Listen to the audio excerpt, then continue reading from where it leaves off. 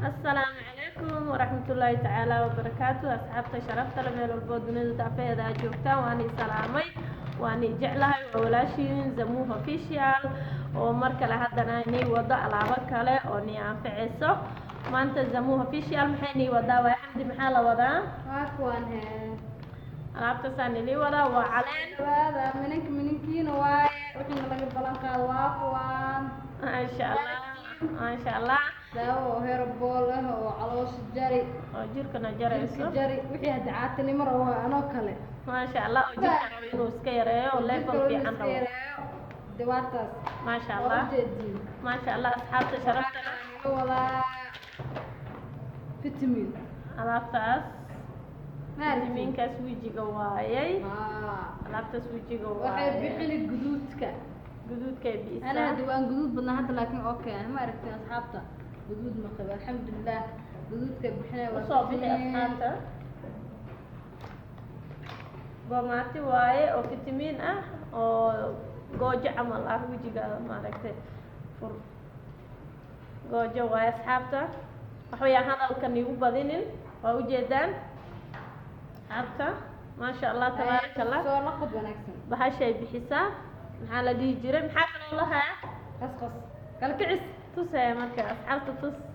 هاكنا هدي في عدان ولا dadka la kari waa sanadka waa la kari diamond cream ma kana diamond cream waa ujeedaan way soo maasha allah tabaaraka allah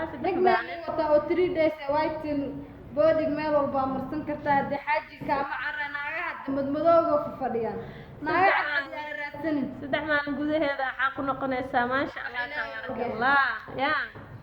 amali wada malabkina meesha kama marno dadku mush ku caatoobeen oo stress geliyo waa kuwan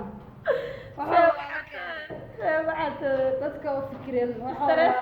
stress dila hadii maasha allah maasha allah gaabana fikiraya ma dhaha ma yeminiya soo saareen kuwaan oo fiican xalaal waaye fitamiin waxa ku jiro loos waxa ku jiro hadisin iyo qawo amraan go lafaha wajiga soo bixino daada ee gaarin ka daba tageen maasha allah faarahan ما شاء الله أصحابته horta haddaad jirkaada adig ka shaqaynin cid kaaga shaqaynaysa ma laha naag walbo aad aragtid quruxsan lacag iyo wax bay isku soo bixisay maaragtay muddo badan bay qaadatay